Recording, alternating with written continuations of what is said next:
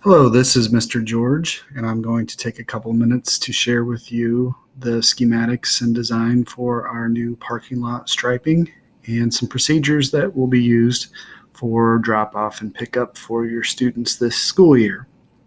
As you can see from this first drawing, the entrance lanes have been extended up to around 6 feet, which allowed us to add an additional lane for our parking lot.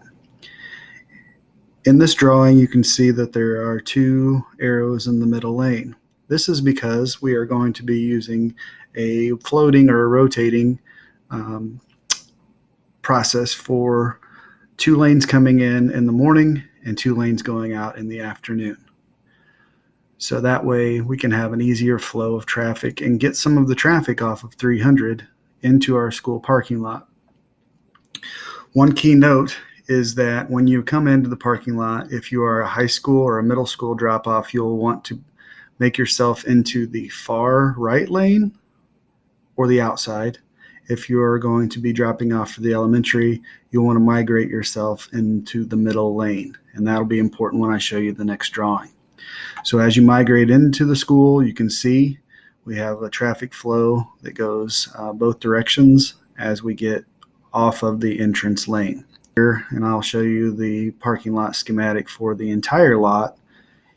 You can then see that after you get into the parking lot, here's the entrance lane I'm showing with my cursor. After you get into the parking lot, there's a couple of keynotes that you need to be aware of. The elementary drop-off will still be at door 7, which is along this sidewalk. You can see the cursor, this sidewalk right here. And so elementary parents will want to migrate there. And middle and high school drop-off will still be over here at door 1. I'm circling it with the cursor, and you can see the existing sidewalk. That's where the drop-off occurs for middle and high school. So if you're an elementary parent and you have pulled into the parking lot, you've gone into the lane, and now you are trying to get yourself into that middle lane, you'll see that last year it was a small circle right here. And what we found is that space was too small for the number of cars that were coming into the parking lot. So now this year, once you get into the middle lane, you're going to go around these parking spots here. You're going to go around and around and around, and that allows more cars to get in the parking lot and should increase traffic flow. And again, not backing up onto 300 out to 49.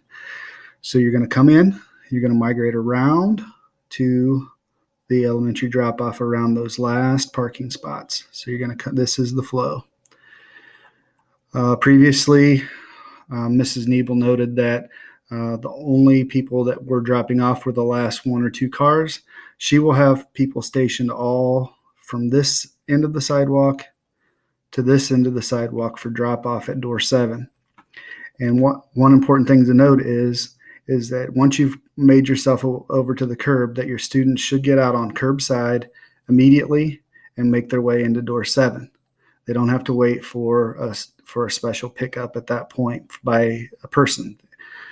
You'll need to wait in the line until the cars in front of you have moved on, and that way we'll be safe and we'll be able to get the traffic going back out, and those individuals must go right, back out onto 300, and then you can make your way out of the parking lot. So this is the drop-off point for elementary.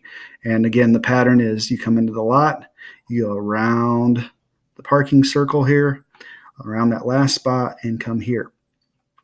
For middle and high school, you're going to be on the outside lane, the far right lane, and you're going to go around, and you're going to drop off at the curb in front of the gym all the way to the front door. An important note for this is that you'll want to pull up as far as you can before you drop off. That way the traffic doesn't get backed up here into the fire lane. And you'll want to pull up, and you'll want to wait till the car in front of you goes. That way, again, we're staying safe. We don't want individuals to come up here and just park and sit for a long period of time. If you need to park and go inside, then you need to go to one of the visitor spots here on the end of this first row.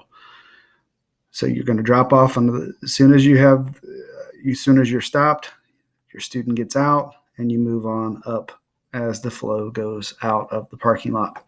Now, once you've dropped off anywhere along this sidewalk, from door 1, here's door 2, all the way to door 3, you can come up here, and you're going to see there's going to be a yield sign, and the solid line right here is going to be painted on the parking lot, and that is a yield as well.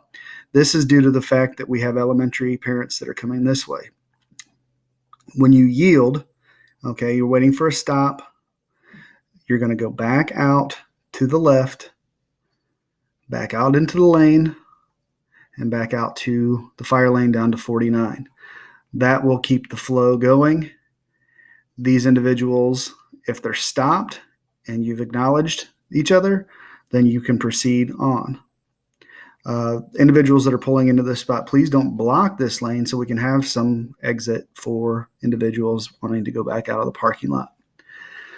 A note for students, it's real important that students who park in this last row over here, a lot of times it's some of the guys with big trucks, and that's fine, but we do not want students backing into these spots because that is another thing that's going to stop our traffic flow. So no backing into these spots unless you get to school at between 7 and 7:10 before the traffic starts coming in. You might be able to park and back in, but anything after 7:10, students should not be backing into spots because that's going to stop traffic. So again, elementary traffic flow in the middle lane around here, dropping off at the curb in front of door 7. High school traffic flow outside lane, middle high school traffic flow outside lane, around, down to in front of the gym, all the way down to door 1 is the spot where you want to drop off. A reminder that this is a yield, so these folks should yield and allow these folks to travel through. These folks that are parked here waiting to go into the traffic flow, please yield and allow these individuals to exit out to the left. I know that we are a bit landlocked and the space is tight. I would ask that everyone be patient.